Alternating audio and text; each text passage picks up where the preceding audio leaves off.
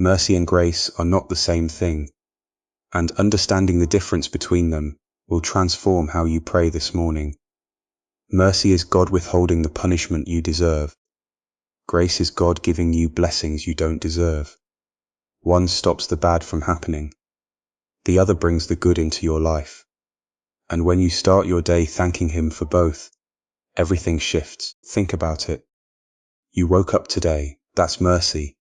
You have breath in your lungs, a mind that works, a body that moves. That's grace. The fact that yesterday's mistakes didn't destroy you, that's mercy. The fact that today is a brand new opportunity to get it right, that's grace. Most of us rush through our mornings. We check our phones before we even pray. We let anxiety about the day ahead hijack our peace before we've even stepped out of bed. But when you pause and actually acknowledge God's mercy and grace, you're resetting your entire nervous system. You're telling your brain that you're not walking into today alone or unprepared. Here's what happens when you lead your morning with gratitude for His mercy and grace. First, you acknowledge reality. You're not perfect. You've made mistakes. You'll probably make more today. But God's mercy means those mistakes don't define your future. That's powerful. That's liberating. Second, you align yourself with abundance instead of scarcity.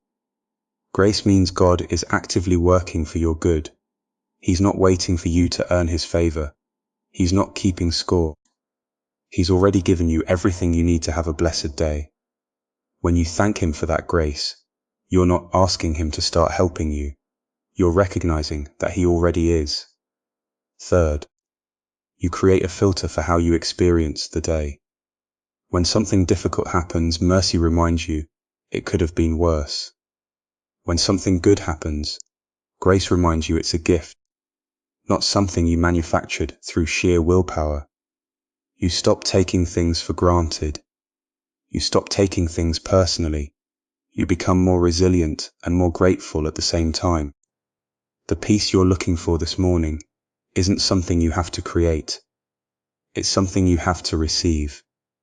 And you receive it by acknowledging what God has already done. His mercy protected you through the night. His grace is sustaining you right now. His mercy will catch you when you stumble today. His grace will open doors you couldn't open yourself. When you pray with this understanding, your words carry weight. You're not just saying thank you out of habit. You're recognizing a reality that's already true. You're aligning your thoughts with truth. And that alignment is what produces a truly blessed and peaceful day. This is why the first section of your morning prayer needs to focus on exactly this. Not on asking for things yet. Not on listing your worries or your to-do list. But on stopping, breathing, and acknowledging the mercy and grace that's already yours. The prayer that follows will build on this foundation.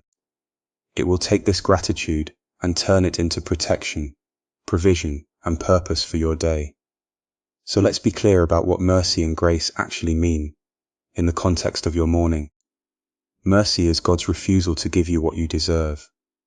It's the absence of punishment when punishment would be justified. Every time you wake up, every breath you take, every second you're given to try again. That's mercy. You didn't earn it, you can't buy it. It simply exists because God chooses it to exist for you. Grace, on the other hand, is the presence of something good that you didn't earn either. It's unmerited favor.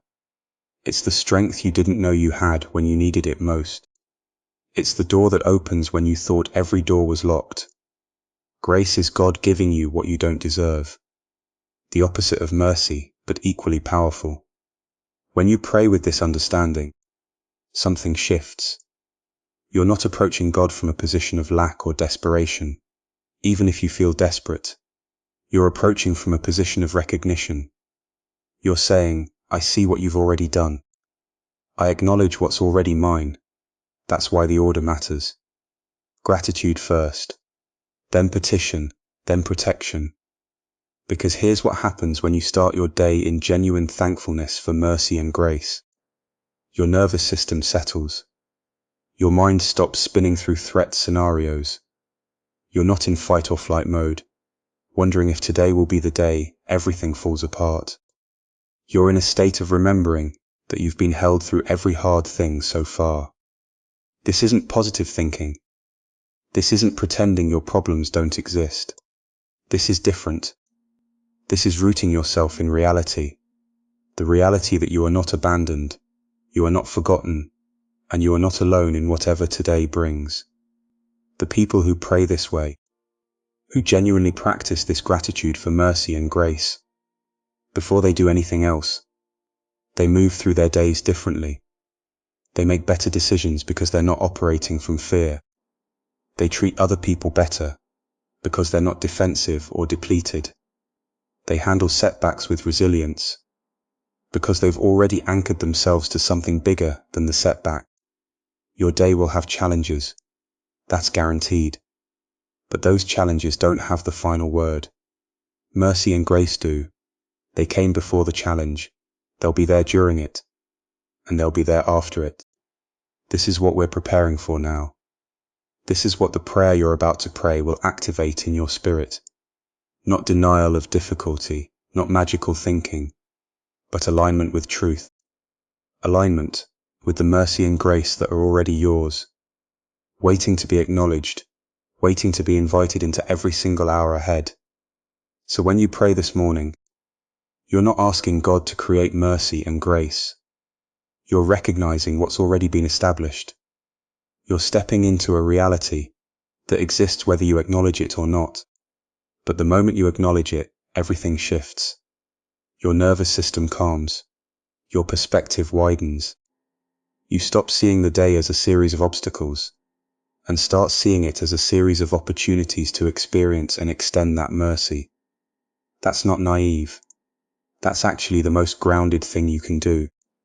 Think about what happens when you start your day without this alignment. You wake up. Your mind immediately catalogues what's wrong, what's at risk, what could go sideways. That's your survival instinct. It kept your ancestors alive. But it's also exhausting, and it's incomplete. It's missing half the picture. The half where you've been sustained through every difficulty you've ever faced.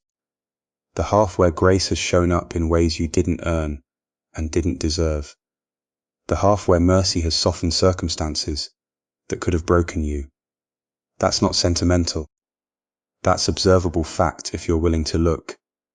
When you pray for a blessed and peaceful day, you're actually training your mind to notice what was already there. You're tuning your awareness like a radio dial. The station doesn't change. The broadcast was always happening. You're just finding the frequency. This is why the prayer works best when you speak it aloud or write it. Your voice carries intention. Your hand carries intention. You're not just thinking these words, you're embodying them. You're telling your whole self, not just your conscious mind, that this is what matters today. Not productivity, not perfection, not proving anything to anyone. Mercy and grace, blessing and peace. These are the anchors. And here's what happens as you move through your day with this foundation. Someone frustrates you, and instead of spiraling into judgment, mercy surfaces first. You remember that you too are imperfect, struggling, doing your best with what you know. That person is too. Suddenly the interaction shifts. A plan falls apart, and instead of panic, peace holds steady. You've already prayed for blessing. You've already acknowledged grace. So even in the disruption, you're looking for what's being protected, what's being redirected, what might actually be better than what you planned. This is the practical power of beginning with gratitude and alignment. You're not denying that difficulty exists. You're not pretending the day will be easy. You're positioning yourself to meet whatever comes from a place of strength, not scarcity, from a place of trust, not fear. The prayer you're about to pray is an investment in that positioning.